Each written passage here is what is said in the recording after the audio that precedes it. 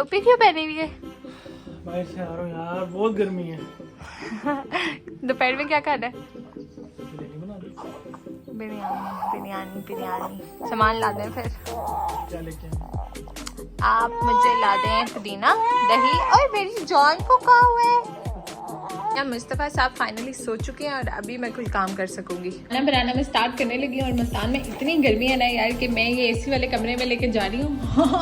मैं प्याज वगैरह सब कुछ वही बनाऊंगी, बेशक स्मेल हो जाए, लेकिन भाई गर्मी बहुत शदीद है। और ये कलौंजी जो मैंने आजकल खानी स्टार्ट की हुई है, मैं बस इतनी सी लूँगी। दिस इज़ माई ब्रेकफास्ट, क्योंकि मैं ब्रेकफास्ट लाइट कर रही हूँ क्योंकि मैंने दोपहर को बिरयानी खानी है, तो इस वजह से जो है ना बस मैंने ये खीरे और गर्मा सेब ये सारी चीज़ें कटवाई हुई हैं और मैं सिर्फ नाश्ते में यही खाऊंगी। ये मैंने प्याज फ्राई होने के लिए रख दिए हैं।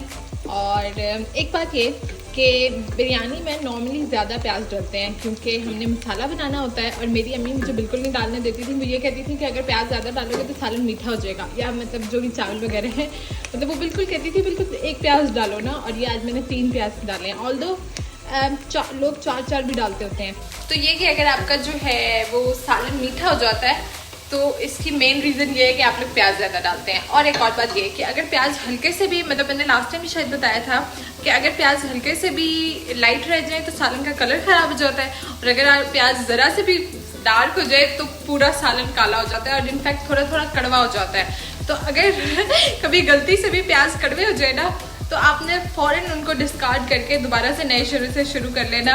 वो ज़्यादा बेहतर है इंस्टेड ऑफ ये कि आप पूरी हांडी पकाओ और पूरा सालन बना के वो ख़राब हो जाए। ये मेरी प्रो टिप है, ये मैं अपने एक्सपीरियंस से बता रही हूँ।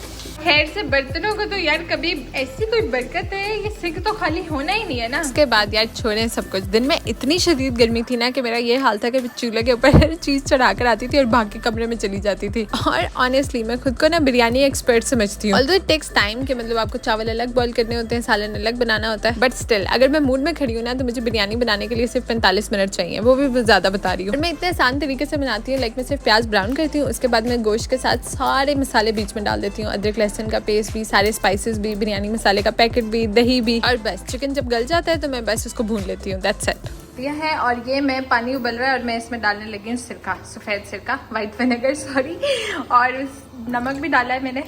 और सिरके का ये होता है कि सिरके से ना चावल चिपकते नहीं है, लाइक वो मतलब ये चावल खड़ा खड़ा रखने के लिए अगर आप बॉइल्ड पानी में सिरका डाल दें तो आपके चावल बिल्कुल खिले खिले बनेंगे। दही बल्कि पहले नहीं बाद में डालनी चाहिए, जब चिकन वगैरह गल जाए तो बस दही डाल के भून लें। और बस पूछो ही मत जो आज मैंने किया है बिरयानी के साथ। सब दिन एक जैसे नहीं होते। आज मैंने इतने दिल से चावल बनाने की कोशिश की ना, उफ तौबा। और गर्मी इतनी ज़्यादा थी किचन में कि मैंने चावल बॉईल करने के लिए रखे और मैं खुद आके अंदर बैठ गई और मेरे जहन में था कि यार इतनी देर में तो नहीं गलेंगे, लेकिन तो जब मैं बाहर गई तो आगे चावल का और दलिया बना पड़ा था। फिर खैर देर हो चुकी थी तो सबने चुप करके खा तो लिए, लेकिन मेरा इतना दिल ख़राब हुआ ना, सच में मेरा दिल ही नहीं किया कि मैं वो इसकी एक फ़ोटो भी बनाऊँ, क्योंकि उसकी इतनी बुरी हालत हो चुकी थी कि अगर मेरी अम्मा ने देख लिया ना तो लिटरली मुझे खल्ले पड़ने थे। ओ अभी मैं वीडियो बना रही थी और एकदम मुझे गरम गरम फील हुआ तो मुझे पता लगा जी मुस्तफ़ा साहब ने सारा दूध निकाल दिया मेरे कपड़ों के ऊपर। तो आज हमारा इतना बुरा एक्सपीरियंस किया है कि अब हम दोबारा जा रहे हैं। हाय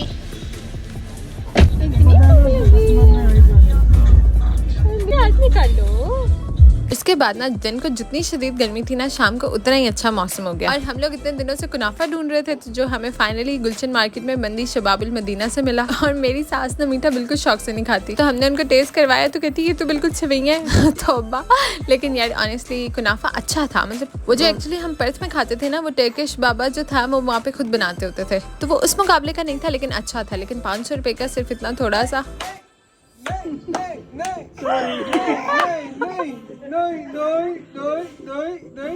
आज 2-3 घंटे मार्केट लगा के आए हैं, छोड़ दो। और उफ तौबा, भला ऐसे हो सकता है कि मूसा साहब मेरे व्लॉग में आए और रोए नहीं? अच्छा आयशा भाभी कैसा महसूस हो रहा है? उधर से आपकी सांस आ रही है और उधर से आंधी आ गई है। आजू उसके बाद मेरे अब्बा जी इतने शौक से मोबाइल यूज़ करते हैं ना कि इन लोगों ने उनको बड़े टैब का बंदोबस्त कर दिया।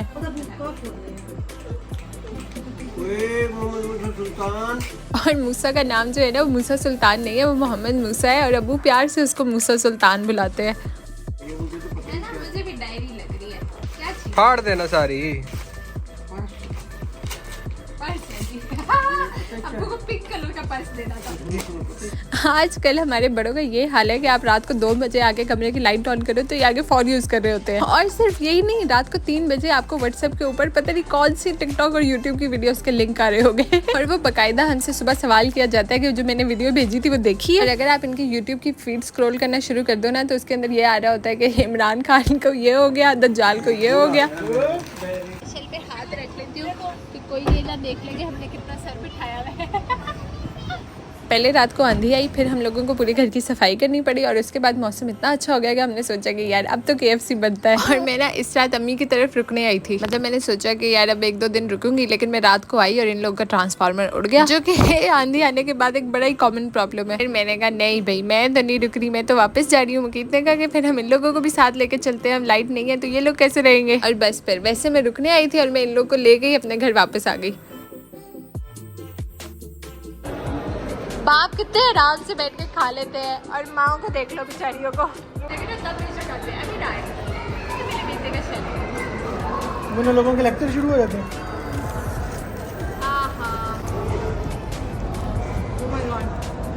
बहुत मजे का ये। और KFC के चिकन की तो मैं आजकल इतनी बड़ी फैन हुई हूँ ना, बस जिस दिन मेरा दिल भर गया ना उस दिन मैंने किसी और चीज़ पे शिफ्ट कर जाना है। उसके हाथ कांप रहे हैं सच में। इसके साथ डालोगे। क्यूट बोलती हैं, बहुत ज्यादा क्यूट बोलती हैं, बहुत ज्यादा। Thank you. और ऐसे भी मेरी आवाज में ना थोड़ा सा वो हो रहा होगा ना, थोड़ा सा समझ रही हो? समझ रही हूँ। आपके नए फैंस बन रहे हैं ना। ठीक हो गया, कोई मसला नहीं है। Okay thank you so much Ayesha, Allah हाफिज़।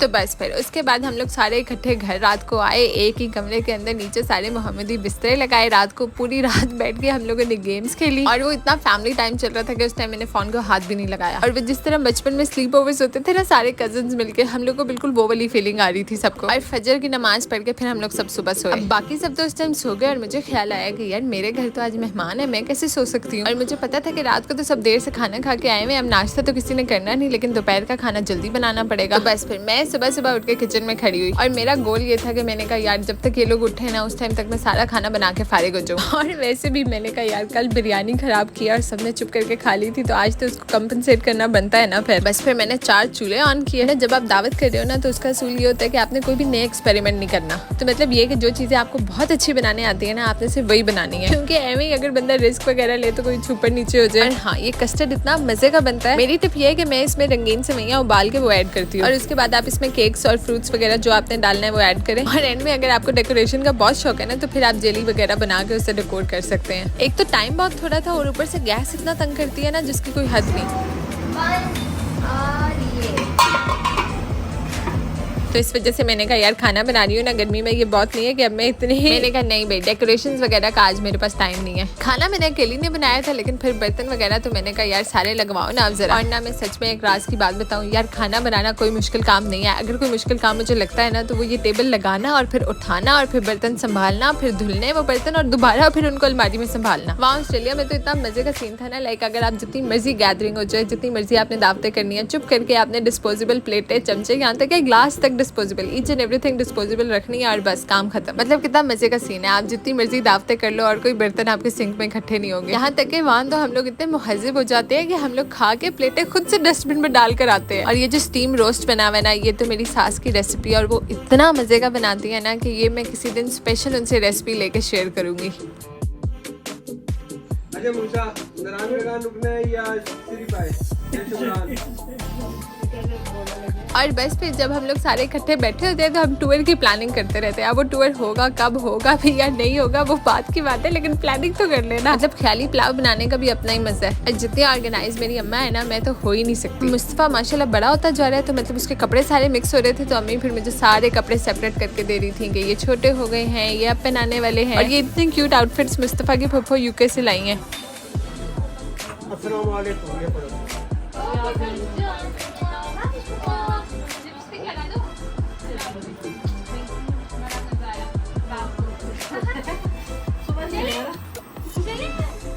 Anyways, this is just a simple day in my life. Thank you so much for watching. Have a nice day. Bye.